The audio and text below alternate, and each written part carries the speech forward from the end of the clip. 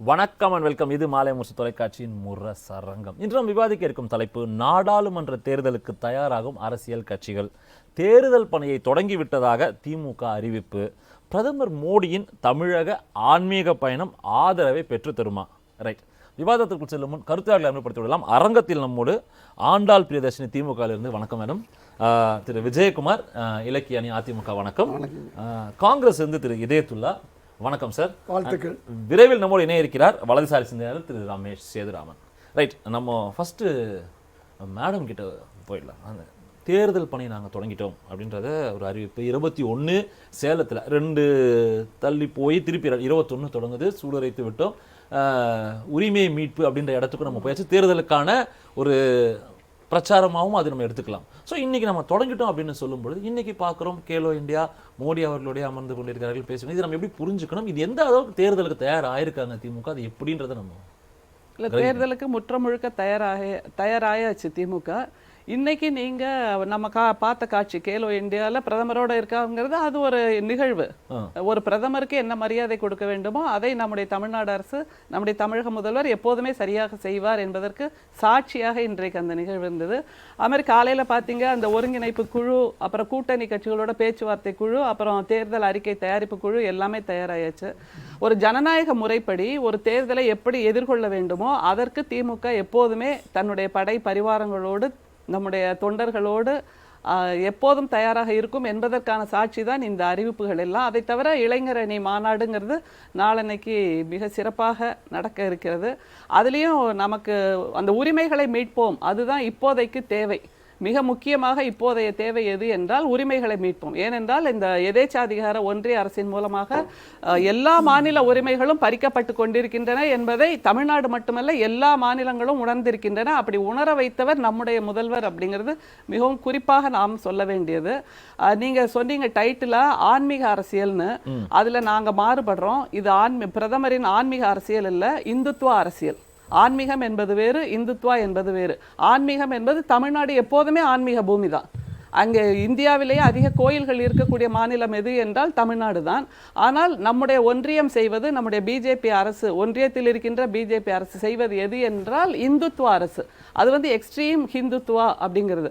ஆன்மீகம் எப்போதும் உங்களை நிதானப்படுத்தும், எல்லோரையும் அன்பு செய்ய வைக்கும், எல்லோரையும் அரவணைக்கும், மக்களுக்கான பணிகளை முன்னெடுக்க வைக்கும். மக்கள் நலம்தான் ஆன்மீகம் என்பதை சொல்லிக் கொடுக்கும்.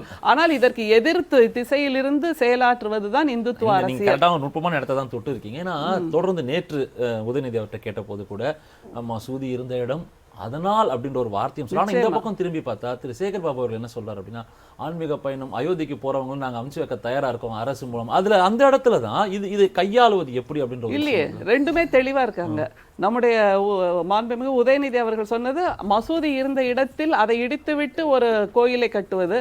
அப்ப அவங்க என்ன சொல்றாங்க, இல்ல அங்க ஏற்கனவே ஒரு கோயில் இருந்து அதை இடிச்சிட்டு மசூதி கட்டணும். இப்படி அடியில தோண்டிக்கிட்டே போனா கீழே போனா எலும்புக்கூடுகள் தான் இருக்கும். அப்படி ஒரு எலும்புக்கூடு நாடாக இந்தியாவை மாற்ற பிஜேபி முனைகிறது அப்படிங்கறத நாம சொல்றது. ஒரு லெவல்ல இல்ல சட்டம் என்பது என்ன சொல்லுச்சு, அங்க இருந்துதா இல்லையாங்கிறத தாண்டி அங்க நீங்க கட்டிக்கலாம் அப்படிங்கிற ஒரு உறுதிப்பாட்டை தான் சொல்லுச்சு. அந்த தீர்ப்புல யாரும் கையெழுத்து போடல. நீங்க முதல்ல அதை கவனிக்கணும். எந்த நீதிபதியும் அதை ஓனர்ஷிப் எடுத்து கையெழுத்து போடவில்லை என்பது எப்படிப்பட்ட ஒரு மிக முக்கியமான தீர்ப்பில் கையெழுத்து இல்லாமல் யார் அந்த தீர்ப்பை கொடுத்தார் என்கின்ற அந்த தெளிவு இல்லாமல் ஒரு தீர்ப்பு வந்ததுங்கிறது மிக முக்கியம். அதே மாதிரி நம்முடைய அறநிலைத்துறை அமைச்சர் சேகர் பாபு அவர்கள் யாருக்கெல்லாம் விருப்பம் இருக்கிறதோ அவர்களை நாங்கள் அழைத்து கொண்டு போவோம் என்று சொல்லுவதும் அவரவர் மத உரிமையில் தலையிடாமல் இருப்பது அதுதானே மிக முக்கியம்.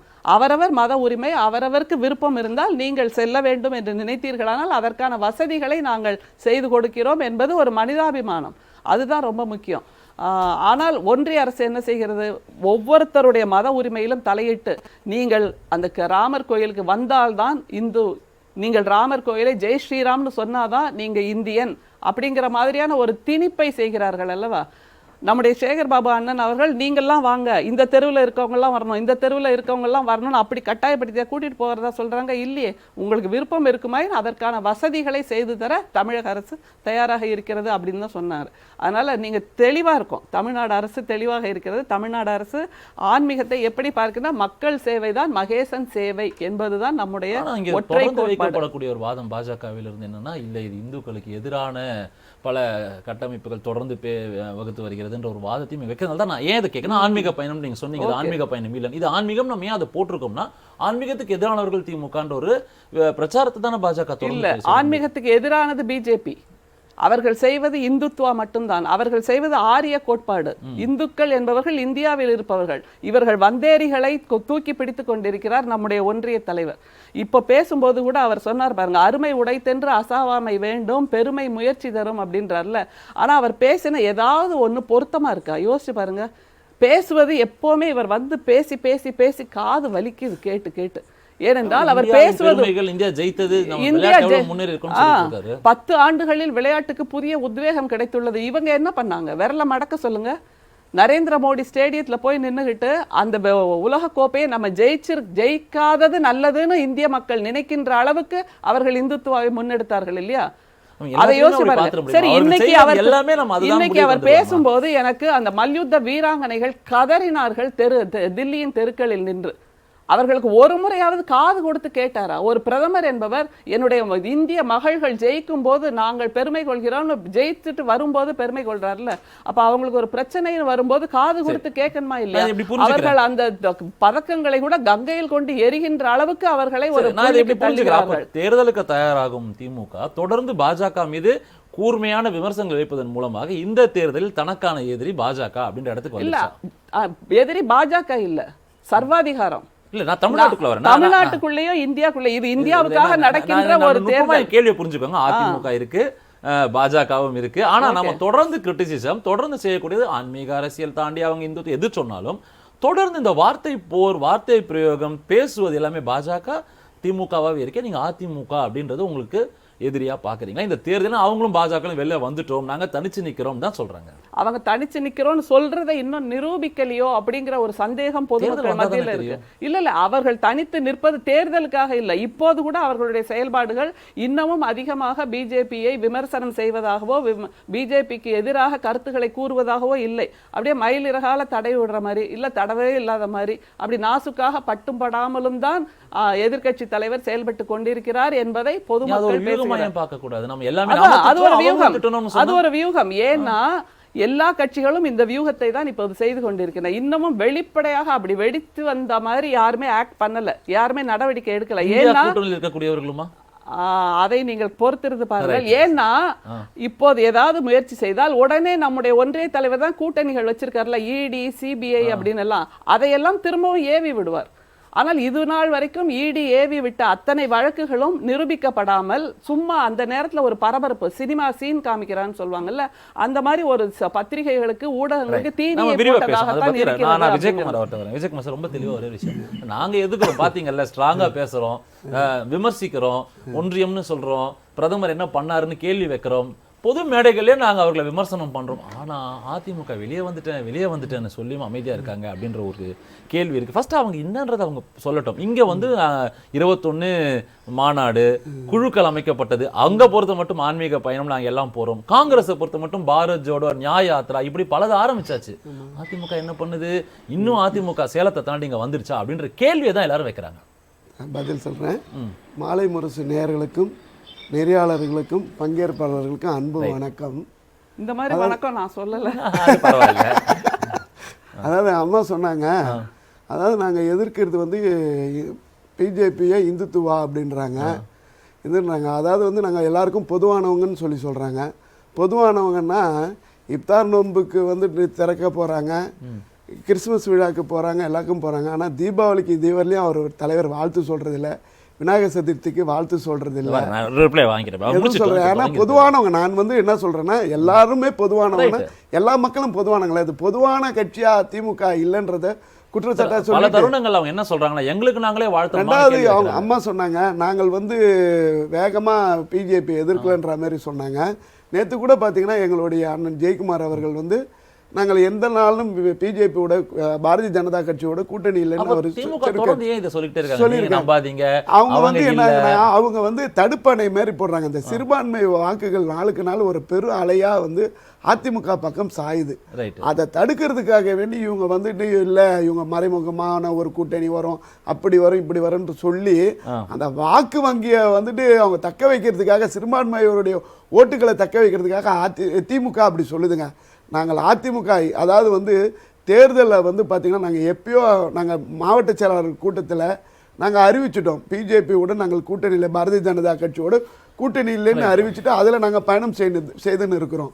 அதுலேருந்து நாங்கள் இதாகலை. நாங்கள் வெளிவந்ததுக்கு அப்புறம் தான் தமிழ்நாட்டு அரசியலில் ஒரு திருப்பு முனை அமைஞ்சுது.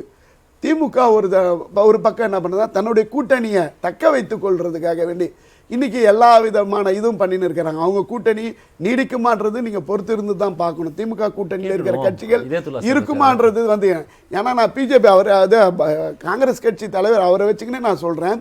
இதே சட்டமன்ற தொகுதி கூட்டணி வச்சிருக்கும் போது அவங்களுடைய தலைவர் அண்ணன் KS அழகிரி அவர்கள் சொன்னார், இதயம் இருந்தால் ரத்தம் அடிச்சிடும், கண்ணில் வந்துட்டு கண்ணீர் சிந்துகிறேன் நான் இவங்க கூட கூட்டணி பேசி சீட்டு வாங்குறதுக்குள்ள. அதே அதாவது வந்து ஒரு மகிழ்ச்சியான கூட்டணியோட திமுகவோட தொடராங்கன்னு பார்த்தா கூட்டணி கட்சிகள்ல திமுக கூட்டணியில் இல்லாத ஒரு சூழ்நிலை பாக்குறேன் சார். அங்க பிணக்குகளோ சண்டைகளோ ஒரு கூட்டணின்னு ஒண்ணு இருக்கு, 4 ட்ரெயின்ல இன்ஜின் இருக்கு. நம்ம இன்னும் எத்தனை நாளைக்கு வருவாங்க? பயணம் போய் சேரல சார், இன்னும் வரணும், இன்னும் 3 மாசம் இருக்கு இல்லையா? அதுக்குள்ள எந்தெந்த பெட்டி கையில் இருந்தது பொறுத்து இருந்து தான் பார்க்கணும். அதுக்கு என்ன செஞ்சிருக்காங்க? நான் ஒரு விஷயம் சொன்னேன், 3 விஷயங்கள் பண்றாங்க இவங்க எல்லாரும். ஒரு கொள்கையை கையில் எடுத்து ஒரு விஷயம் செய்யறாங்க. அதிமுக என்ன செய்யும்? 31 பொதுக்கூட்டம் சார். நாங்கள் நீங்கள் கேட்டீங்க, சேலத்தை தாண்டியில் இனி இந்தியா அளவில் எடப்பாடியார் அவர்கள் பேசப்படுவார். 31ஆம் தேதி எங்களுடைய கூட்டம் இருக்கிறது. நாங்களும் கூட்டணி கட்சிகளோடு பேச்சுவார்த்தை நடத்தி கொண்டு இருக்கிறோம். பேச்சுவார்த்தைகள்லாம் சுமூகமாக போய்கொண்டே இருக்கிறது. நீங்கள் பார்க்க போகிறீங்க, தமிழ்நாட்டு மக்கள் எல்லாரும் பார்க்க போகிறோம் எந்தெந்த கட்சியோடு யார் யார் கூட்டணியோடு தேர்தலை சந்திக்கிறாங்கன்றது. அதிமுக பொறுத்தவரை மகா கூட்டணி, மெகா கூட்டணி, வெற்றி கூட்டணியாக அமைய போகுது. நீங்கள் பொறுத்து இருந்து பாருங்களேன். எட்டி விடும் தூரத்தில் தான் வெற்றி, பார்க்கும் தூரத்தில் தான் இலக்கு எடப்பாடியாருக்கு. நான் புரியுறேன். ஆனா இங்க என்னன்னா, என்ன மாதிரியான ஸ்ட்ராட்டஜி எடுத்துட்டு போறோம்? ஏன்னா அவங்க என்ன சொல்றாங்க, எங்களுக்கு இவங்க தாங்க பிரச்சனை, இது ஆன்மீக அரசியல் சொல்லிட்டு ஒரு இந்துத்துவ அரசியல் பண்றாங்க, அது எதிர்க்கிறோம், இது நாங்க வேகமெண்டா பேசுறோம். அதிமுக எங்களுக்கு கன்டென்ஷன்ல இல்லன்றதை நான் புரிஞ்சுக்கிறேன். நாங்க வந்து ஒரே நேரத்துல மத்திய அரசியும் எதிர்க்கிறோம், இங்க இருக்கிற மாநில அரசியும் எதிர்க்கிறோம். கம்மியா எதிர்க்கிறீங்க இல்ல, நாங்க அதிகமாவே எதிர்க்கிறோம். அதாவது 2014 நான் திருப்பி சொல்றேன், இந்தியா முழுக்க மோடி அலை வீசும் போது கூட தமிழ்நாட்டில் மோடியோட அலை வீசலை. அன்றைக்கி அனைத்து இந்திய அண்ணா திராவிட முன்னேற்ற கழகம் புரட்சி தலைவர் இதய அம்மா அவர்கள் தான் இது பண்ணாங்க. அதாவது குஜராத்தை சேர்ந்த மோடியா தமிழகத்தை சேர்ந்த லேடியான்னு கேட்கும்போது இது இருந்தது. அதாவது வந்து ஒரு 2 வருடங்களுக்கு முன்னாடி மோடியா லேடியா கேட்ட கட்சியிலே மோடி தான் எங்க டாடின்னு சொன்னதையும் நம்ம பார்த்திருக்கோம் சார். அதுதான் சார் அன்றைய சூழல். நீங்க கேள்வி கேட்கும் போதே சொன்னீங்க ஒவ்வொரு சூழல் வேறன்ட்டு. அன்றைய கூட்டணியில இருந்ததுனால அதை பேசணும். இன்னைக்கு கூட்டணியை விட்டு நாங்க விலகி வந்துட்டோம். கூட்டணியில் இருக்கிற நாங்கள் அதிமுக நீங்கள் வேணா எழுதி வைத்துக் கொள்ளுங்க, பார்த்துக் கொள்ளுங்கள். நாங்கள் அதிகமாக விமர்சனம் பண்ற அளவுக்கு இன்னைக்கு திமுக விமர்சனம் பண்ணவே இல்லை. இதே மோடி அவர்களை ஒரு 2 வருஷத்துக்கு முன்னாடி வரும்போது அவங்களுக்கு கருப்பு பலன் விட்டது திமுக. அன்னைக்கு கருப்பு பலன் விட்டாங்க, இன்னைக்கு வெல்கம் மோடின்றாங்க. இவங்களுடைய நிலைப்பாடுல தான் மாறுபட்டு இருக்காங்க. எங்களுடைய நிலைப்பாடுல மாற்றமே கிடையாது. நாங்கள் எதிர்க்கணும் என்று முடிவு செய்து விட்டார்கள். எங்களுக்கு முன்னால் எதிரிகள் யாரா இருந்தாலும் அவர்களை எதிர்ப்போம். தீபாவளிக்கு வாழ்த்து சொல்லலைங்கிறாரு. ஏன்னா தீபாவளி என்பது ஆரியர்களின் பண்டிகை, அது நம்ம மீது திணிக்கப்பட்டிருக்கிறதுங்கிறத புரிஞ்சுக்கணும். அந்த புரிதலை கொண்டாடுறாங்க. ஆனா அப்ப நம்ம என்ன தெரியுமா சொன்னோம், அப்ப தீபாவளிக்காக பரிசு கொடுத்தார் நம்முடைய முதல்வர். அப்போது அந்த மக்கள் உரிமை, பெண்கள் உரிமை தொகையும் சரியான நேரத்தில் தீபாவளிக்கு முன்னாடியே கொடுத்தார். அதனால சொல்லல செயல் இல்லை. அது மதச்சார்பான ஒரு பண்டிகை, தமிழர்களின் பண்டிகை இல்லை, பொதுமக்கள் கொண்டாடுகிற தீபாவளியும் பொங்கலும். தீபாவளிக்கு ஒரு வாழ்த்து அதுவும் தவிர இப்போது சமீபத்தில் பொங்கலுக்கு வாழ்த்துகள் சொல்லி பொங்கலை கொண்டாடி பொங்கலுக்கு சீரெல்லாம் கொடுத்தவர் நம்முடைய முதல்வர். நான் புரிஞ்சுக்கிறேன். நான் இதே துளா சார்ட்ட வரேன் சார். நம்ம மைக்ரோ அனாலிசிஸ் பண்ணிக்கிட்டு இருக்கோம், அதிமுகவா திமுகவா அப்படின்னும் போது ஒரு நேஷனல் பார்ட்டி என்ன பாரத் ஜோடோ யாத்திரைக்கு அப்புறம் ஒரு பெரிய ஃபிளிப் வந்துச்சு. நம்ம வந்து இந்தியாவில் காங்கிரஸுக்கான அங்கீகாரங்கள்னு நிறைய பேசிட்டு இருக்கும்போது அடுத்து என்ன ராகுல் கிட்டனா நியாய யாத்திரைன்னு ஒன்று தொடங்குறாரு. மணிப்பூர் டு மும்பைன்றதை ஆரம்பிச்சிருக்காரு. ஸோ இதுவும் தேர்தலுக்கு தன்னை தயார்படுத்திக் கொள்வதற்கு சில மாதங்களே இருக்குன்ற சூழ்நிலை. ஆனா இவங்க என்ன சொன்னாங்க, இன்னமும் மோடிக்கு எதிர்ப்பானது உடைச்சுக்கிட்டு இன்னும் கிளம்பல அப்படின்னு சொல்லும்போது நம்ம இந்திய கூட்டணியிலும் பல கட்சிகள் இப்போ காங்கிரஸ் விமர்சிக்கிற அளவுக்கு மோடியை விமர்சிக்கல, ஒரு சிட்டிங் அந்த ஃபென்ஸில் பல பேர் இருக்காங்கன்றதை நம்ம புரிஞ்சுக்கிறோம். ஸோ இதை எப்படி கையாள போகிறது காங்கிரஸ், எப்படி எல்லாரையும் அணைச்சு கொண்டு போக போறாங்க? ஏன்னா இந்திய கூட்டணி மோடிக்கு எதிராக யார் வரக்கூடாது அப்படின்றதுக்கு தான் இந்திய கூட்டணின்னு சொல்லியாச்சு. டெய்லி ஒவ்வொரு மாறி பேசிட்டு, ஒரு நாள் அகிலேஷ் ஒன்று பேசுறாங்க, ஒரு நாள் மம்தா பேசுறாங்க. காங்கிரஸ் எப்படி தயாராக இருக்கு இந்த தேர்தலுக்கு? காங்கிரஸை பொறுத்தவரை இந்தியா கூட்டணியோடு வலுவான உறவில் இருக்கிறது. அங்கங்கே இரண்டாம் கட்ட தலைவர்கள் ஏதாவது பேசியிருப்பாங்க, அதை சரிப்படுத்தக்கூடிய நிலையில் தான் காங்கிரஸ் இருக்கிறதுன்னு எங்கள் தலைவர் ராகுல் காந்தி சொல்கிறாரு. நாங்கள் இன்டாக்டாக இருக்கோம். பெரும் கட்சிகள், பல கட்சிகள் எங்களோட இருக்குது. 65 விழுக்காடு வாக்குகளை வைத்திருக்க கட்சிகள், அதில் ஒரு 5 விழுக்காடு முன்ன பின்ன குறைஞ்சா கூட 60 விழுக்காடு வாக்குகளை இந்தியா கூட்டணி வைத்திருக்கிறது. உங்களுக்கு தெரியும் அரசியல்ல 1+1 2 கிடையாதுன்னு உங்களுக்கு தெரியும். அல்ல, அது 1+1 2 அப்படின்னு நமக்கு தெரியும். உங்களுக்கு 5 வருஷம் ஒருத்தர் இருந்தவர் அடுத்த இதில் தோற்றது உண்டு. 10 வருஷம் ஆண்ட காங்கிரஸ் கூட 11வது வருஷம் தோற்றது உண்டு. அதனால் நீங்கள் கணக்கு எந்த கணக்கு போட்டாலும் மக்கள் கணக்கு தான் உண்மையான கணக்கு. இதை பொறுத்தவரை இன்றைக்கி பிரதமர் மோடி அவர்களுக்கு மிக எதிரான ஒரு நிலை வந்திருக்கிறது. இந்துத்துவா என்று சொல்லி வந்தார். அந்த இந்துத்துவாவுக்கு எதிரான ஒரு சூழலில் வந்திருக்கு. அம்மா ஆன்மீகத்தை பற்றி சொன்னாங்க. ஆன்மீகம் வேறு, மதம் வேறு. இந்து மதம் என்பது வேறு, இந்துத்துவா என்பது வேறு. அதே மாதிரி தீவிரவாதம் என்பது வேறு. இப்போ ஆன்மீகம் என்பது எல்லா மதங்களையும் மதிக்கிறது, எல்லா மத உயிர்களையும் மதிக்கிறது. ஆன்ம ஈகம், உயிர்களை ஒன்றாக நினைப்பது. ஆனால் பாஜகவுக்கு பின்னால் இருக்க RSSஓ உயிர்களை ஒன்றாக நினைப்பதில்லை. மேல் ஜாதி, கீழ் ஜாதி, உச்ச ஜாதி, மிச்ச ஜாதி. ஒரு சின்ன கேள்வி மட்டும் வச்சு அப்படியே தொடருங்க. இது நீங்க சொல்லக்கூடியது எல்லாமே ஏதோ இந்துக்களின் மட்டுமே இந்த கட்டமைப்பு இருக்கு, மேல் கீழ் அப்படின்றத நம்ம பேசிக்கிட்டு இருக்கோம். ஆனா உங்களுக்கு தெரியும், ஏன்னா நீங்க மூத்தவர், பல விஷயங்களை பார்த்துட்டு வந்திருக்கிறார். இது எல்லாத்துலயும் தானே இருக்கு, இங்க மட்டும் இருக்குன்னு கட்டமைக்கப்படுவது எந்த விதத்தில் நியாயமாகும்? ஆட்சியில் இருக்கக்கூடிய ஆட்சியாளர்கள் பாஜக, ரைட், அவர்கள் என்ன செய்கிறார்கள்? எங்கள் தலைவர் ராகுல் காந்தி தெளிவாக சொன்னார். 90 விழுக்காடு இந்துக்களுக்கு சேர வேண்டிய வேலை ஒரு 10 விழுக்காடு மக்களுக்கெல்லாம் போய் சேர்ந்துருக்கு. ஆக சமூக நீதி இந்தியாவில் வேணும். இந்தியாவில் இருக்கக்கூடிய ஜாட்டுகளோ யாதவர்களோ, அதே மாதிரி எந்தெந்த வகுப்பினர் இருக்காங்க, யாதவர்கள் இருக்காங்க, தமிழ்நாட்டில் வன்னியர்கள் இருக்காங்க, நாடார்கள் இருக்காங்க, இவர்களுக்கு கிடைக்க வேண்டிய அந்த வேலை வாய்ப்பு, முக்குளத்தோர் இருக்காங்க, இவங்க வேலை வாய்ப்பை பூரா ஒரு வகுப்பினர் பெற்று விட்டார்கள் என்பது ஆதாரத்தோடு, அதுவும் பிரதமர் அலுவலகம் மூலம் சில செயலகம் வரை, இன்னும் சொல்ல போனால் ஆளுநர்களுடைய நியமனத்திலிருந்து பல நியமனங்கள் வரை இன்றைக்கு ஒரு வகுப்பினருக்கு உச்ச சாதியினர் பெற்றுக்கொண்டிருக்கிறார்கள். மிச்ச சாதியினராக இருக்கக்கூடிய இந்து மக்கள் 90 விழுக்காடு ஏமாற்றப்பட்டிருக்கிறார்கள் என்பதை இன்றைக்கு ராகுல் காந்தி அவர்கள் சொன்னார். அது மட்டுமல்ல, இன்னைக்கு நாட்டை பிரிக்கக்கூடியவர்கள், நீங்கள் எங்கள் தலைவர் மல்லிகார்ஜுன கார்கே பாராளுமன்றத்தில் சொன்னார், நீங்கள் ஆரிய வகுப்பை சார்ந்தவர்கள், திராவிடர்களை நீங்கள் ஏமாற்றுகிறீர்கள் என்று அவர் தெளிவாக சொன்னார். இதை தெளிவாகவே அவர் சொன்னார். எதுக்கு சொல்ல வரேன்னா, இன்றைக்கு இந்த பிம்பம் இன்னைக்கு உடைந்து வருகிறது.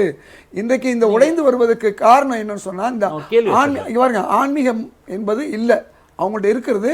இந்து மதத்துடைய தர்மமும் கிடையாது. இந்து மதம் என்று ஒன்று இல்லை. அது சைவம், சாக்தம், வைணவம் இது சேர்ந்ததான் இந்து மதம் சொல்லி சொல்கிறாங்க. இந்து மதம்ங்கிற பேரை நம்ம மீது திணித்திருக்காருன்னு சங்கராச்சாரிய பெரியவர் சொல்லியிருக்காரு. இதெல்லாம் எதுக்கு சொல்ல வரேன்னா, ஆன்மீகம், சைவ மதம், வைணவ மதம் எல்லாம் அது ஆன்மீகத்தை கருத்தை சொல்லுது. 2019 இதே தான் காங்கிரஸ் பேசியது. சமீபத்தில் நடந்த 4 மாநில தேர்தல்களையும் இதே விஷயங்கள் தான் பேசப்பட்டது. ஆன்மீகம்ன்ற போர்வையில் இந்துத்துவம். ஆனா வாக்குகள் அவங்க கிட்ட தானே போகுது. அப்போ மக்கள் ஏதோ ஒரு வகையில் அங்கதான் இருக்காங்க. இந்தியாவில் மகாத்மா காந்தி சுடப்பட்டு கொல்லப்பட்டார். அந்த இந்துவால கொல்லப்பட்டாரா? இந்துத்துவாவால கொல்லப்பட்டார். ஒரு உச்ச சாதியினால் கொல்லப்பட்டார்.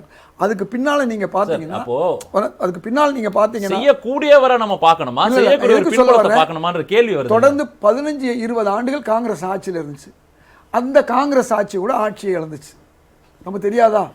திமுக ஆட்சி இழந்திருக்கு, அதிமுக ஆட்சி இழந்திருக்கு, எல்லா கட்சியும் ஆட்சி இழந்திருக்கு. பாஜக பலமுறை ஆட்சி இழந்திருக்கு. 13 நாள் ஆட்சியை பார்த்தோம், 13 மாதம் ஆட்சியை பார்த்தோம். இதெல்லாம் வெற்றி தோல்வி என்பது there is a end for everything. அந்த எண்டுக்கு தான் இன்னைக்கு மோடி இன்னைக்கு நடந்த ஒரு விஷயத்தை நீங்க சொல்லணும். மக்களை எந்த அளவுக்கு அவர் ஏமாத்திருக்காரு அப்படின்னு சொன்னா, அதாவது தேர்தல் நிதி இருக்கு, இந்த நிதி இருக்கு பாருங்க, மக்களுக்கு கொடுக்கக்கூடிய நிதி. அந்த நிதியை ஏமாற்றி இருக்கிறார்கள். பட்ஜெட்டை வந்து உண்மைத்தன்மை இல்லாமல் கொண்டு வந்திருக்காங்க. அது மட்டுமல்ல, மாநில அரசுகளை ஏமாற்றுவதற்கு அவர்களுக்கு கொடுக்க வேண்டிய அந்த 42 விழுக்காடை கொடுக்கக்கூடாது என்று மறைமுகமாக எங்களிடம் பேசினார் என்று நிதி ஆயோக்குடைய அந்த தலைவர் இவ்வளவு யாரால் நியமிக்கப்பட்டவர், பாஜகவால் நியமிக்கப்பட்டவர், இவ்வளவு மோசமான ஒரு நிலைமையை உருவாக்கி இருக்காங்க. பட்ஜெட்ல வந்து வெளிப்பட தன்மை இல்லை. சின்ன கேள்வி கேட்டு நான் அவர்கிட்ட எதுக்கு சொல்ல வரேன்னா, இன்னைக்கு நடந்த விஷயத்தை நான் சொல்ல வரேன். தலைமைச் செயல் அதிகாரி சுப்பிரமணியம் அவர்கள் ரொம்ப தெளிவா சொல்லியிருக்காங்க. அப்ப மக்களை, மாநிலங்களை ஏமாத்தினா மாநில மக்களை ஏமாத்துறதுதான். மத்திய அரசுக்குன்னு ஒரு, ஒன்றிய அரசுக்குன்னு ஒரு மக்கள் கிடையாது. மாநிலங்களுக்கு நீங்க கொடுக்கலைன்னா எப்படி ஏழை எளிய மக்களுக்கு திட்டங்களுக்கு போய் சேரும்? ஒட்டுமொத்தமாக பார்க்கும்போது மோடி அவருடைய இந்த மத ரீதியான பயணம் அல்லது மத வெறியான பயணம் என்பது நிச்சயமாக மக்களுக்கு தோலுரித்து காட்டப்படும். அதனால தான் இன்னைக்கு மோடி அவர்கள் தன்னுடைய மத பயணத்தை கூட என்ன செஞ்சிருக்காரு, சங்கராச்சாரியார்கள் இன்னைக்கு எதிர்த்து இருக்காங்க, சாமியார்கள் எதிர்த்து இருக்காங்க. இது மோடி அவர்கள் தேர்தலுக்காக செய்யறாரு. ரமேஷ், ரொம்ப சிம்பிளான கேள்வி. அதாவது மோடியின் தமிழக ஆன்மீக பயணம் ஆதரவை பெற்று தருமா அப்படின்னு தலைப்போட்டியே கேட்டப்ப கூட திமுக அவங்க என்ன சொல்றாங்க, இது ஆன்மீகம்னு நம்ம எப்படி சொல்ல முடியும், இந்துத்துவா திணிப்பு அப்படின்ற ஒரு விஷயம் இருக்கு, அதுதான் இங்க பண்றாங்க.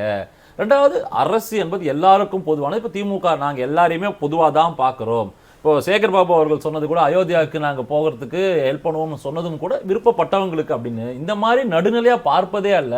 ஒரு தீவிர இந்துத்துவ அரசியலை கையில் எடுக்கிறாங்க. தேர்தலை ஒட்டி அது பலனளிக்குமான்னு பார்ப்போம் அப்படின்னும் போது இதேத்துல்லா அவர்கள் சொன்னதையும் கேட்டிருப்பீங்க. கண்டிப்பாக இதெல்லாம் எடுபடாது. இந்த முறை மக்கள் விழிச்சுக்கிட்டாங்க. மோடி அரசு இந்துத்துவாவை கையில் எடுக்கிறது அப்படின்றது மிகப்பெரிய குற்றச்சாட்டு. ஆனால் அதுதான் இந்த தேர்தலின் யுக்தியா? எப்படி பாக்குறீங்க நீங்க 2024 இந்த மோடியினுடைய வியூகங்களை? சோ என்னோட கேள்வி ஒன்னே ஒன்றுதான். இன்னைக்கு இவர் பண்றது அரசியல் அப்படின்னா, ராஜீவ்காந்தி பீரியட்ல வந்து இதே இந்த நம்ம பாபரி மஸ்ஜித்தை வந்து திறந்து விட்டு அங்க போய் சிலாபிரஸ்தா பண்றதுக்கு, அங்க அதாவது இது முதல் கல்லை நிறுவுவதற்கு அந்த சமயத்துல நடவடிக்கை எடுக்கப்பட்டது. அப்ப அதுவும் என்ன மத அரசியலா அப்படிங்கிற ஒரு கேள்வி இருக்கு இல்லையா? அதே மாதிரி அந்த பாபர் மசூதி இடிப்பு நடந்தது. அதை தொடர்ந்து நரசிம்மராவ் கவர்மெண்ட் அதை ஃபுல்லா கண்ட்ரோல் எடுத்து அது இந்த மாதிரியாக இருக்கும் கோர்ட் வரைக்கும் வந்ததுன்னா அதை மொத்தமா வந்து கொடுத்து இந்த கோவில் இதுக்கு வந்து கொடுப்போம் அப்படிங்கிற மாதிரியான முன்னெடுப்புகள்லாம் எடுத்தாங்க. அதெல்லாம் வந்து எப்படின்னா அவங்க அந்தந்த காலகட்டத்துல பார்த்தது. இங்கே நம்ம எப்படி சொன்னோம், நீங்க தீபாவளிக்கு சொன்னீங்க, தீபாவளிக்கு என்ன சொன்னாங்க, ஆரியர் பண்டிகை அப்படின்னாங்க. சரி, ஆரியர் பண்டிகை தான் அப்படின்னே வச்சுப்போம். அப்ப ஏன்னா ஆரியம் திராவிடம்ங்கிறதே வந்து ஒரு பொருட்டு அப்படிங்கிறது சயின்டிபிக்கா ப்ரூவ் இருந்தாலும் இவங்க வாதத்துக்கே வச்சுப்போம். ஒரே கேள்விதான், அப்போ கிறிஸ்துமஸ்க்கு போறீங்களே அது திராவிட ஃபங்க்ஷனா, இல்லன்னா வந்து ரம்ஜானுக்கு போறீங்களே அது திராவிட ஃபங்க்ஷனாங்கிற ஒரு கேள்வி மக்கள் கேட்பாங்களா இல்லையா? அதே மாதிரி ஆன்மீகம்னு சொல்லும் போது எல்லாமே தான், எல்லா விதத்திலையும் எந்த இடத்துலயும் நல்ல விஷயம் சொன்னா, குரான்ல ஒரு நல்ல விஷயம் சொல்றாங்க, பைபிள்ல சொல்றாங்க, நல்லதை வச்சு நம்ம பார்க்கணும்னா எல்லாம் ஒருங்கிணைஞ்சு போகணும். ஆனா என் பக்கத்துக்கு நீ கேள்வி கேட்க கூடாது, உன் விஷயத்துல நான் எல்லாத்துலயுமே தவறாக கேள்வி கேட்பேன்னு சொன்னா அப்பதான் என்ன வருது, அதுக்கு எதிர்வினைகள் வருகிறது அப்படிங்கிறத பார்க்கணும். ஒரு உதாரணத்துக்கு சொன்னா, ராமாயணத்தை எடுத்தா நம்ம ஹிதாயத்துல்லா சார வந்து சொல்லியிருந்தா, அதுவும் கம்பராமாயணத்தை எடுத்தா தமிழ் அது ராமாயணம் அப்படின்னு எடுத்தா அவர் வந்து மணிக்கணக்குல கூட பேசுவாரு. ஏன்னா அவருக்கு வந்து இதையும் தாண்டி என்னன்னு சொல்றது, ஒரு இஸ்லாம் அந்த மதத்தை எல்லாம் விட்டுட்டு பாத்தீங்கன்னாக்கா அவருக்கு தமிழ் மீதான பற்று மட்டுமல்ல, இந்த ராமர் இது, ஏன்னா அவர் அடிப்படையாக இந்த மண்ணின் மைந்தர்ங்கிறத வந்து அவர் பாக்குறாரு. இதே விஷயத்த நீங்க எக்ஸாம்பிள் எடுத்துக்கணும்னா இந்தோனேஷியா எடுத்துக்கங்க, இல்லைன்னா வந்து கம்போடியா எடுத்துக்கங்க. அந்த ஊர்கள்ல போனீங்க, மலேசியா, இந்த ஊர்கள்ல போனீங்கன்னா கூட இந்துக்களுடைய இஸ்லாமிய பெரும்பான்மை இருந்தா கூட அவங்க இந்து மதம் சம்பந்தப்பட்ட அவங்களோட அடிச்சுவடுகளை மறப்பதில்லை. அப்படித்தான் யுனைட்டிங் ஃபேக்டர் இங்க. அதனாலதான் இந்துக்களாக இருக்கிறவங்க கூட என்ன பண்றாங்கன்னாக்க பெரும்பான்மையாக இருந்தா கூட ஒருத்தர் நம்ம வந்து அனுசரிச்சு போகணும் அப்படிங்கிறது. ஆனா இந்த பிரிவினைவாதம் இவங்க சொல்ல மாதிரி ஒருத்தர் பிரிக்கிறாங்கன்னா எங்க ஆரம்பிச்சது? சிறுபான்மை மதவாத அரசியல். அதாவது இந்துக்கள் பெரும்பான்மை பாருங்கன்னு சொல்லி அங்க ஒரு பக்கம் பிரிக்கிறது, அந்த வாக்கு வங்கியை சேர்க்கறதுங்கும் போது அதுக்கு ரிவர்ஸ் ஆனது. இன்னொன்னு சார் சொன்னாரு, கரெக்ட் தான், இந்து மதம்னு ஒண்ணு இல்ல, அதுக்கு பேர் தான் சனாதனம், அதனால சனாதன ஒழிப்பு மாநாடு நடத்தினாங்கிறத எதிர்த்து மக்கள் பேசினாங்க. இன்னொரு பக்கம் நீங்க இப்படித்தான் சாக்தம், சைவம், கௌமாரம், கானபத்தியம், அப்புறம் வந்து வைஷ்ணவம், இப்படின்னு நம்ம எல்லாத்தையும் பேசணும்னா அப்படியேதான் நம்ம வந்து இஸ்லாமுக்கு பேசணும். இஸ்லாம்னு ஒரு தனிப்பட்ட ஒரு இதுவா சொல்ல முடியாது. ஏன்னா இங்க அகமதியா இருக்காங்க, அதே மாதிரி வந்து ஷியா, சுன்னி, இந்த மாதிரி வரிசையா பிரிவுகள்லாம் இருக்கு. அப்ப ஒன்னொன்னு ஒரு தனி மதம்னு நம்ம சொல்ல முடியாது. ஏன்னா அடிப்படை நாதம் நீங்க சொல்லக்கூடிய அத்தனை மதத்து நீங்க சொன்னீங்க இல்லையா, தனித்தனியா மதமா இருக்கு அப்படின்னு சாஸ்திரம் அத்தனைக்கும் நீங்க வேதங்கள்ல பாத்தீங்கன்னா ஒண்ணுதான், அடிப்படை ஒண்ணுதான். அதனாலதான் சொல்றது ஸ்மிருதி ஸ்ருதி அப்படின்னாக்க என்ன, ஸ்ருதிங்கிறது அடிப்படை ஒண்ணுதான், அதை நீங்க மாற்ற முடியாது. அதுல வந்து எல்லாம் கூறப்பட்டிருக்க நல்ல கருத்துக்கள், நீங்க அதை மாற்ற முடியாது. அதனாலதான் அது நிரந்தரமானதுன்னு சொல்றோம். ஆனா ஸ்மிருதின்னு வரும்போது காலகட்டத்துக்கு ஏற்ற மாதிரி எழுதக்கூடிய விஷயங்கள் அது மாறிக்கொண்டே இருக்கும். அதனாலதான் ஹிந்துயிசம் மட்டும்தான் பாத்தீங்களா தன்னை வந்து புதுப்பித்துக் கொண்டே இருக்கிறது ஒவ்வொரு காலத்துக்குங்கிறத நம்ம பார்க்கணும். நாம இத ஒட்டுமொத்தமா டாபிக் வந்துருவோம். மெயினான டாபிக் இங்க இப்போ இன்னைக்கு எனக்கு வந்து ஆக்சுவலி ரொம்ப சந்தோஷமா இருந்தது. ஏன்னா உதயநிதி ஒரு பக்கம் தமிழ்நாட்டை பத்தி இந்த இதெல்லாம் பத்தி பேசுறாரு, அதுலயே வந்து திரு ஸ்டாலின் அவர்கள் இருக்கிறாரு, நமது முதல்வர், அதே மாதிரி மந்திரி அவர்கள் உதயநிதி அவர்கள் இருக்காரு, அதே மாதிரி பிரதம மந்திரி அங்க இருக்காரு, அதே மாதிரி தமிழ்நாட்டுல இருந்து அதாவது தாழ்த்தப்பட்ட சமூகத்திலிருந்து வந்திருக்கக்கூடிய திரு எல் முருகன் அவர்கள், அவரு மத்திய இணை மந்திரி, அவர் வந்திருக்காரு. அந்த மாதிரி எல்லாரும் வந்திருக்காங்க அப்படிங்கறத பார்க்கணும். இதை பார்க்கும்போது எனக்கு எப்படி தோணுச்சுன்னா, அதடா ஒரு 5 வருஷத்துக்கு தமிழ்நாடு அரசு இதே மாதிரி ஒவ்வொரு விஷயத்திலையும் கைகோர்த்து மத்திய அரசுடன் கொஞ்சம் இணக்கமா போய் தமிழ்நாட்டுக்கு வேண்டிய அடிஷனல் விஷயங்களை எல்லாம் வாங்கினா எவ்வளவு நல்லா இருக்கும்னு நான். ஏன்னா இணக்கம்ங்கிறது ரொம்ப முக்கியம். இல்ல நாங்க வந்து இந்த கொள்கை இந்த மாதிரியான விஷயம் இதுல அரசியல்ல வந்து நீயா நானா எங்களுடைய இம்பார்ட்டன்ஸ் இது பண்ண, ஏன்னா அரசியல் ஃபர்ஸ்ட் நீங்க தேர்தலுக்கு பண்ணிட்டீங்கிறதெல்லாம் ஓகே விட்டுடுவோம். ஆனா அதை தொடர்ந்து வரக்கூடியதுல நீங்க 5 வருஷம் வேணாங்க, கடைசி 6 மாசம் கூட அரசியல் பண்ணிக்கங்க. ஒரு 4.5 வருஷத்துக்கு நம்ம தமிழ்நாட்டை அடுத்த கட்டத்துக்கு கொண்டு போகணும்னு ஆசைப்படுறீங்க. கொண்டு போகணும் அப்படின்னாக்கா அதுல எப்படி எல்லாம் கொண்டு வரலாம் என்ன சொல்ல, பல இதுல ஒரு குற்றச்சாட்டே இருக்கு. என்னன்னாக்கா நிறைய ப்ராஜெக்ட் வந்து குஜராத்துக்கு கொண்டு போகுது. எங்க அந்த சாமர்த்தியம் நம்ம கிட்ட ஏன் இல்ல? இங்க இருந்து ப்ராஜெக்ட் ஆந்திராக்கு போகுதுன்னு சொல்றோம், இங்க இருந்து வந்து நம்ம குஜராத்துக்கு போகுதுன்னு சொல்றோம். இதே மாதிரியான சாமர்த்தியமான பல விஷயங்களை செய்து இப்ப நம்ம இங்க வந்து பேசிட்டு இருக்கோம். அதே மாதிரி இன்வெஸ்டார் மீட் 6 லட்சம் கோடி இன்வெஸ்டார் மீட்ல நாங்க வாங்கியிருக்கோம். ரைட் சார், நான் ஒரே ஒரு உதாரணத்துக்கு நான் உங்ககிட்ட கேட்கிறேன். 6 லட்சம் கோடி எம்ஓயுங்க, புரிந்துணர்வு ஒப்பந்தம் தான். அது எல்லாமே வந்து அது வந்து அப்படியே உங்களுக்கு வந்து இன்வெஸ்ட்மெண்ட் ஆயிடுமாங்கிற கேள்வி இல்லை. இது மாதிரி தான் கடந்த காலங்களில் சொன்னோம். ஆனா எத்தனை வந்து ஆந்திராக்கெல்லாம் கூட போச்சு இந்த மாதிரியான ப்ராஜெக்ட் கடைசி நேரத்துல இல்ல தெலுங்கானாக்கு போச்சுங்கிறதெல்லாம் நம்ம பார்த்தோம். ஆனா ஒரு உதாரணத்துக்கு சொல்றேன், நீங்க வந்து டேட்டா சென்டர், நாங்க டேட்டா சென்டர் அமைக்க போறோம், நல்லதுதான், சரி, ஓகே. ஆனா டேட்டா சென்டர்ங்கிறது எவ்வளவு ஜாப்ஸை கிரியேட் பண்ணிடும். அதாவது பிசினஸ் வைஸ் பாத்தீங்கன்னா இருக்கலாம், நீங்க வந்து இதை இங்க அமைச்சிட்டோம், இங்க செட்டப் பண்ணிட்டோம். ஆனா நீங்க அதை தாண்டி வேலைன்னு சொன்னாக்க இது எப்படி இருக்குன்னாக்க, இப்ப நான் என்ன சொல்றேன், இல்லைங்க இந்த இடத்துல வந்து நான் வந்து ஒரு சர்வீஸ் பாயிண்ட்டுக்கு தேவையான ஒரு உபகரணங்களை இங்க வச்சிருக்கேன் அப்படின்னு சொல்றதுக்கு அதன் பயணிக்காளர்கள் எங்க பே பண்ண போறாங்க? ரமேஷ், நான் ஒரு சின்ன கேள்வியா வைக்கிறேன். தேர்தலுக்கு 4 மாதங்கள் இருக்கிறதுக்கு சூழ்நிலையில ஒரு மிகப்பெரிய மாநாடு, மாநிலங்களின் உரிமை மீட்பு மாநாடு அப்படின்னு சொல்லும்போது சொல்லாம அவங்க என்ன சொல்றதுன்னா, மத்திய அரசு ஒரு பிடிவாத போக்குல இருக்கு, நாங்க அந்த உரிமையை மீட்க வேண்டிய கட்டாயம் இருக்கு, அதை நோக்கிய மக்களிடம் நாங்கள் செல்கிறோம் அப்படின்னா இதை நம்ம எப்படி பார்க்கணும்? பிஜேபி வர்சஸ் டிஎம்கே தமிழ்நாட்டில் எப்படி தானே பார்த்தாகணும். நீங்க இவ்வளவு விஷயங்கள் மூடி அடிக்கினாலும் இவ்வளவு விஷயங்கள் செஞ்சாலும் 21 அதுதானே பேச போறாங்க. மத்திய அரசே கடுமையா சாடதானே போறாங்க. 21 இருக்கட்டும்ங்க. நான் என்ன கேட்கிறேன்னாக்கா, மத்திய அரசை நீங்க கடுமையா சாடுறீங்க, எல்லாமே கரெக்ட், மாநில உரிமை நிச்சயமா அதுல வந்து மாற்று கருத்து கிடையாது. ஆனா நீங்க மாநில உரிமையை நீங்க வந்து கோரணும் அப்படின்னாக்கா, நான் அதான் சொல்றேன், இணக்கமும் முக்கியம் இல்லையா? நீங்க எதுக்கு எடுத்தாலும் டெய்லி எங்களுக்கு நாங்க முழுசா ஒரு விஷயத்த சரியா பண்ணல அப்படின்னு சொல்லிட்டு அதற்காக திசை மாற்றணும்னாக்க நான் கவர்னரை திட்டுவேன், நான் வந்து பிரைம் மினிஸ்டரை தாக்கி பேசுவேன், இல்லைன்னா நான் ஏதாவது வந்து மற்ற பிரச்சனைகள் பேசிக் அடிப்படை முக்கியமான விஷயங்களை விட்டு நான் மற்ற ஏதாவது பேசுவேன் அப்படின்னு சொன்னா அது சரியா கேள்வி. அவங்க கிட்ட இதுக்கான பதிலை கேட்டுப்பாரு. அதாவது இது எப்படி அப்படின்னா, ஏதாவது ஒரு சிக்கல் நம்ம ஒரு விஷயத்துல செயல் சரியா படல அப்படின்னா நேரடியா நம்ம உடனே மத்திய அரசோட ஒரு விரோத போக்கு, இல்ல கவர்னர் அப்படி பண்ணிட்டாரு இது அதுன்னு சாக்கு போகும் மடை மாற்று முயற்சியா தான் இருக்கு. செய்ய வேண்டியது எவ்வளவோ இருக்கு, ஆனா அதுக்கு முன்னாடி எல்லாத்தையும் செஞ்சுட்டதாகவும் கிட்டத்தட்ட வந்து மத்திய அரசு பல விஷயங்களுக்கு முட்டுக்கட்டை போடுது, இல்லைன்னா நாங்க பண்ணிடுவோம்ன்ற இடத்துல வந்து அவங்க சொல்றது தவறு அப்படின்றது.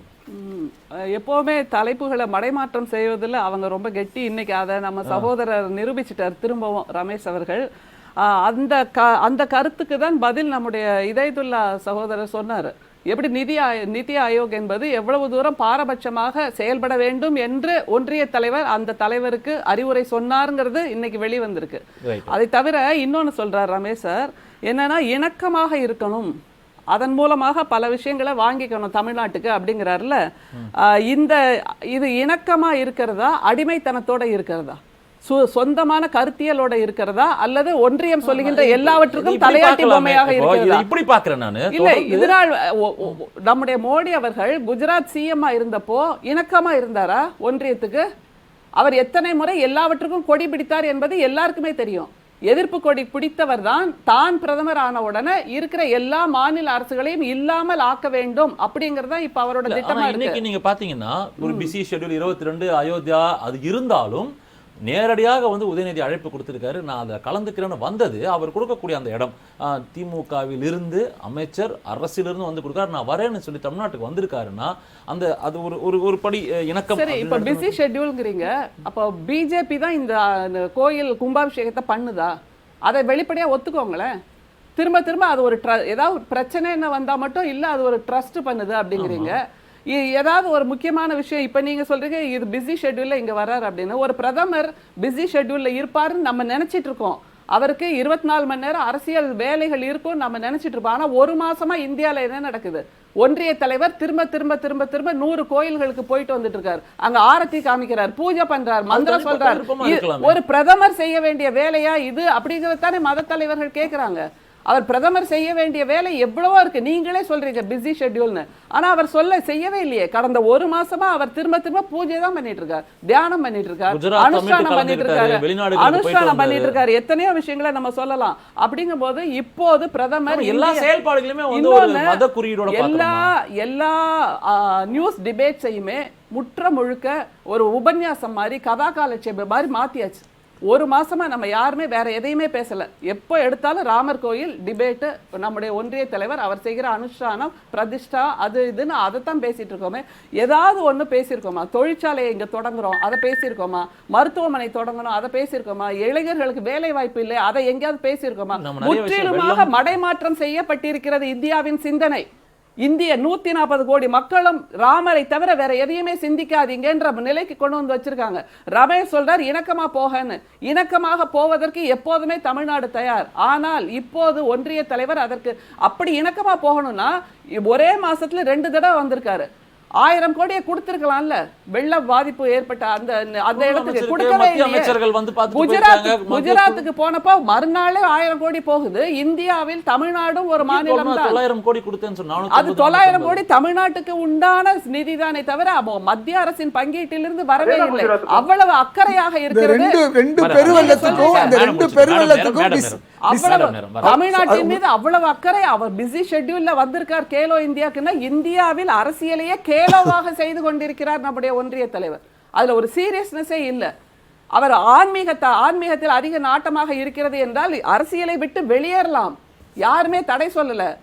அதை விட்டுட்டு ஏன் திரும்ப திரும்ப கோயில் தான் இந்தியாவின் நாடாளுமன்றமா, பூஜை தான் இந்தியாவின் அரசியலா? அதுதானே எல்லாரும் கேட்கிறாங்க. ஒரு ஒன்றிய தலைவர் செய்ய வேண்டிய வேலையா இது?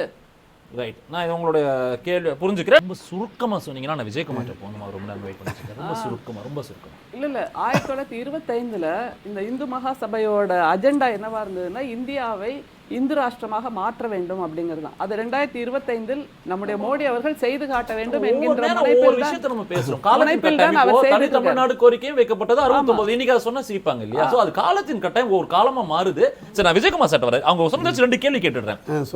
ஒண்ணு சொல்லிடுறேன். நீங்க ஆரம்பத்துல இருந்து கேக்குறீங்க எப்படி கட்சிகள் எல்லாம் தயாராயிட்டு இருக்கு தேர்தலுக்குன்னு.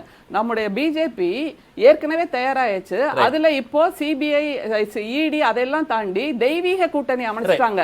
ராமரையே இப்ப கூட்டணியோட சேர்த்தாச்சு. ராமர் அந்த 161 அடி ராமர் கோயில் தான். ஒரே விஷயம் நம்ம காமராஜர் அவர்கள் போராடிய போது எலெக்ஷன் அப்போ அந்த சமயத்துல நமது மறைந்த முதல்வர் கருணாநிதி அவர்கள் இது அப்போ வச்ச அந்த பீரியட்ல என்ன தெரியுமா, உங்களுக்கு வேண்டியது சிவகாமியின் மகனா மேரியின் மகனா? ரைட், நான் வரேன். நான் அதை பத்தி விரிவா பேச நான் விஜயகுமார்ட்ட வரேன். விஜயகுமார் 2 கேள்விதான். ஒரு விஷயம், அதாவது சிறுபான்மையினர் வாக்குகள் பெருவாரியா எங்க பக்கம் திரும்ப போகுது, பொறுத்து இருந்து பாருங்க ஏப்ரல் மேலன்னு சொல்லும்போது ரொம்ப தெளிவா ஒரு ஸ்டாண்ட் எடுக்கிறாங்க டிஎம்கே. இந்துத்துவா ஆன்மீகம் என்ற போர்வையில் எல்லாரையும் அச்சுறுத்தும் அரசியல் அப்படின்னு சொல்லும் பொழுதே ஒரு பக்கம் அவங்களுக்கு வந்து ஒரு கேட்டு போட்டாச்சு, சிறுபான்மையினர் தாண்ட முடியாதுன்ற ஒரு இடம். சரி, அதை தாண்டி நீங்க ஆன்டி இன்கம்பன்சி வருங்க, மக்கள் வந்து கோபத்தின் மீது எங்களுக்கு வாக்களிப்பார்கள் எடப்பாடியார்னு சொன்னா 95% வாக்குறுதியை நிறைவேற்றிட்டோம். மகளிருக்கு வந்து அந்த சிக்கல் நிதி நெருக்கடியிலையும் நாங்க 1000 ரூபாய் கொடுக்குறோம், இப்பவும் பரிசு தொகை பொங்கலுக்கு கொடுத்தோம், அப்ப 4000 கொடுத்தோம், 6000 கொடுத்தோம்னு சொன்னா என்ன இருக்கு அதிமுக மக்கள்கிட்ட போய்? அதாவது எனக்கு கொஞ்சம் நேரம் கொடுக்க பேசுறதுக்கு. அதாவது தேவாலயத்தில் ஒலிக்கிற மணியினுடைய ஓசையும் மசூதிகளில் ஓங்கி ஒலிக்கும் பாங்கினுடைய ஓசையும் ஆலயத்தில் ஒலிக்கின்ற தேவாரத்தினுடைய பாசுரமும் பகுத்தறிவாளர்களுடைய பகுத்தறிவு சிந்தனைகளும் இருக்கும் தமிழகத்தில் தேசிய கட்சிகளுக்கு இடமே கிடையாதுங்க. சார் தேசிய கட்சிகளுக்கு இங்க இடம் கிடையாது சார். இங்க தமிழகத்தை பொறுத்தவரைக்கும் தேசிய கட்சிகளுக்கு ஓட்டு கிடையாது, மாநில கட்சிகளுக்கு தான் மக்கள் வாக்களிப்பாங்க. ரெண்டாவது சொல்றாங்க, நீங்க கேள்வி கேட்டீங்க 95% தேர்தல் வாக்குறுதியை திமுக நிறைவேற்றிங்க. நான் சொல்றேன், தேர்தல் வாக்குறுதிகளை அவங்க 520 தேர்தல் வாக்குறுதிகளை அறிவிச்சிருக்காங்க. 152வது தேர்தல் வாக்குறுதி இன்று முத்தரப்பு பேச்சுவார்த்தை. அதாவது போக்குவரத்து தொழிலாளர்களுடைய நான் 100 நாள் நான் ஆட்சிக்கு வந்த 100வது நாள் போக்குவரத்து தொழிலாளர்களுடைய பிரச்சனைகள் அனைத்தையும் தீர்ப்பேன் என்று சொன்னார். இந்த பிரச்சனையை தீர்த்துட்டாரா? பகுதி நேர ஆசிரியர்களுக்கு நான் வேலை வாய்ப்பில் உறுதி செய்வேன்னு சொல்லி சொன்னார், செய்திருக்கிறாரா? ஏகப்பட்ட இது இருக்கிறது. அவங்க 520 தேர்தல் வாக்குறுதிகளை நிறைவேற்றவே இல்லை. ஆனால் சொல்கிறது மட்டும் பார்த்தீங்கன்னா 90-95, அதாவது மோடிக்கும் இங்கே இருக்கிற ஸ்டாலின் இங்கே இருக்கிற முதலமைச்சருக்கும் ஒன்றுமே கிடையாது. அவரும் கேமராவுக்கு முன்னாடி நடிக்கிறாரு, இவரும் கேமராவுக்கு முன்னாடி நடிக்கிறாங்க. ரெண்டு பேருமே சொல்கிறது பார்த்தீங்கன்னா மக்களுக்கு பொய்யான தகவலை தான் சொல்கிறாங்க. திமுக எந்த தேர்தல் வாக்குறுதியும் நிறைவேற்றவே இல்லை. இன்றைக்கி பார்த்தீங்கன்னா அந்த அம்மா கனிமொழி அம்மா அவங்க சொன்னாங்க, தேர்தலுக்கு முன்னாடி என்ன சொன்னாங்க, நாங்கள் ஆட்சிக்கு வந்தால் முதல் கையெழுத்து மது ஒழிப்போம். அவங்க என்ன சொன்னாங்கன்னா, ஒரு சிம்பிளா ஒரு கேள்வி, அவங்க கேள்வி நான் தொடறேன். அவங்க பேசும்போது ஒரு இடத்த நயமா தொடறாங்க. இப்போ உரிமை மாநாடு, உரிமை மீட்பு மாநாடு 21 நடத்துறோம், இன்னைக்கு நடத்த வேண்டிய கட்டாயமே எங்களுக்கு எங்க வந்திருக்கு அப்படின்னா 10 வருஷமா அடிமை சாசனமா இருந்துட்டாங்க, மத்திய அரசு சொல்றதுக்கெல்லாம் தலையாட்டினதுனால அந்த உரிமையை மீட்க வேண்டிய கட்டாயம் எங்க கிட்ட இருக்கு அப்படின்றாங்க. நாங்க 10 வருஷமா நாங்க வந்து இருந்தோன்றதுனால தான் இங்க வந்து வீட்டு வரி உயர்த்தல, மின்சார வரி உயர்த்தல, மின்கட்டண வரி உயர்த்தல, எந்த வரியும் உயர்த்தாமல் நாங்கள் வந்து அவங்களோட இணக்கமான ஏங்க எல்லா இந்தியாவில் இருக்கிற எல்லா மாநிலமே மத்திய அரசுன்னு சொல்லுது. நீங்கள் மட்டும் என்ன அது ஒன்றிய அரசுன்னு சொல்லி என்ன சாதிக்க போகிறீங்க? அவங்க வந்து என்ன பண்ணுறாங்க, அவங்க ஆட்சியில் இருக்கிறாங்க, ஒரு பிரதமர், அவங்க கிட்ட தானே நிதியை வாங்க வேண்டிய நிலைமைக்கு நம்ம இருக்கிறோம். குஜராத்துக்கும் உத்தரப்பிரதேசத்துக்கும் மத்திய பிரதேசத்துக்கும் உத்தரப்பிரதேசத்துக்கும் வாரி வழங்குற மோடி அவர்கள் இன்னைக்கு தமிழகம் வந்து வெள்ளத்தால பாதிக்கப்பட்டிருக்குது, நிதி கொடுக்கலையே. நாங்க இருக்கும்போது அப்படி இருந்து கேட்கும் போது நிதி கொடுத்தாங்க, வரியெல்லாம் உயர்த்தாம மக்களை நாங்க பாதுகாத்தோம் இல்ல எங்க அனைத்து இந்திய அண்ணா திமுக அரசு. ஆனா இன்னைக்கு அது திமுக அரசு கோட்டை விட்டுருச்சு இல்ல. அவங்களுடைய பிரச்சார யுக்தி ஆகட்டும் இல்ல அவங்க எடுத்துக்கொண்ட விதங்களும் ஒரு விஷயம் ரொம்ப தெளிவா இருக்கு. திமுக பாஜகவை கவுண்டர் பண்ணுது, லெஃப்ட்ல அப்படி ஓரமா தான் அதிமுக டீல் பண்ணுது. சார் நாங்க ரொம்ப அதான் நாங்க தான் சொல்றோம், அதிக அளவில் நீங்க போக போக பாருங்க தேர்தல் வர நேரத்தில் நாங்கள் வந்து அதிமுக பிஜேபி பாரதிய ஜனதா கட்சியை விமர்சனம் பண்ற அளவுக்கு திமுக விமர்சனம் பண்ணாதுங்க.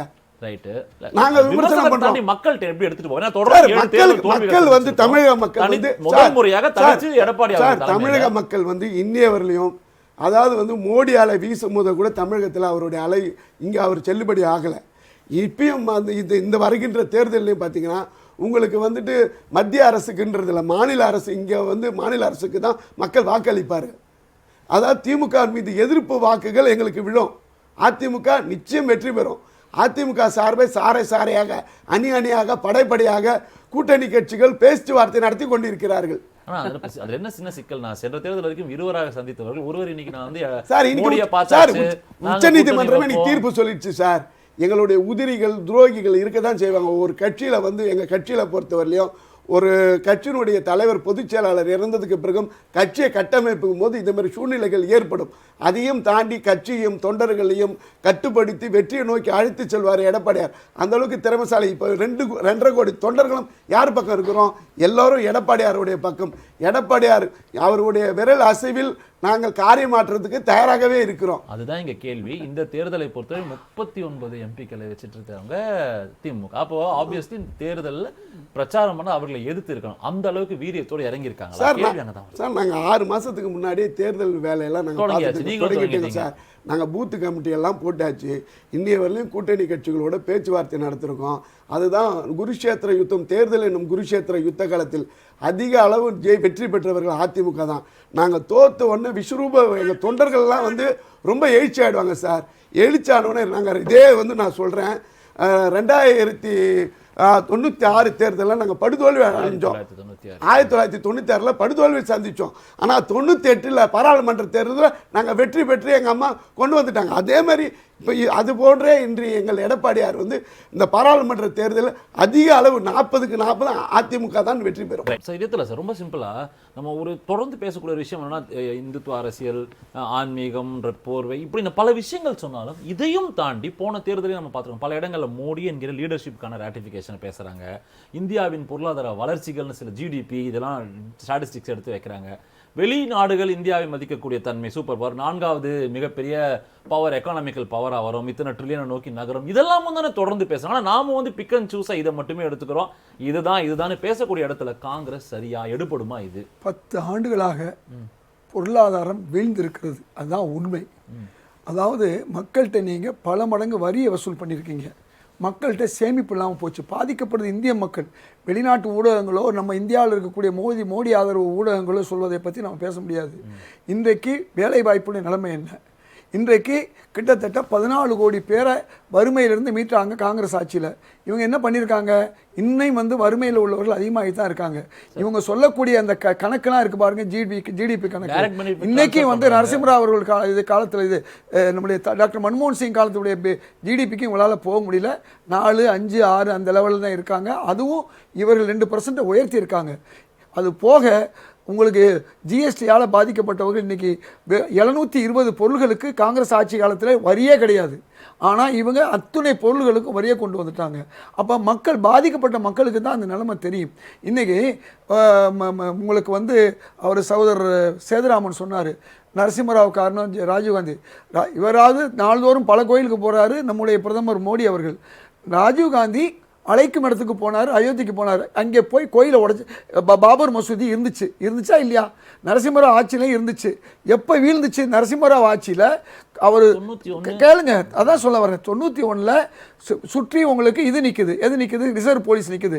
கல்யாண் சிங் பாஜகவுடைய முதல்வர் என்ன பண்ணார்? உச்சநீதிமன்றத்தில் இது வாங்கினார், நாங்கள் இடிக்க மாட்டோம், அதனால் எங்கள் பக்கத்தில் வந்து காவல்துறை வரக்கூடாது, மத்திய ஒன்றிய காவல்துறை வரக்கூடாதுன்னு அன்னைக்கு சொன்னதன் விளைவாகத்தான் அன்றைக்கு இவங்க உடைச்சாங்க. கண்ணு முன்னால் தெரியுது. உடைத்தவர்கள் பாஜக காரர்கள், ஆர்எஸ்எஸ் காரர்கள். இன்னும் சொல்ல போனா இன்னைக்கு அவமதிக்கப்பட்ட அத்வானி, உமாபாரதி, கரிசனம் இல்லைங்க. அவர் கரிசனம் வந்து வர வேண்டியது யாருக்கு வரணும்னா இன்னைக்கு இருக்க மோடிக்கு வரணும்.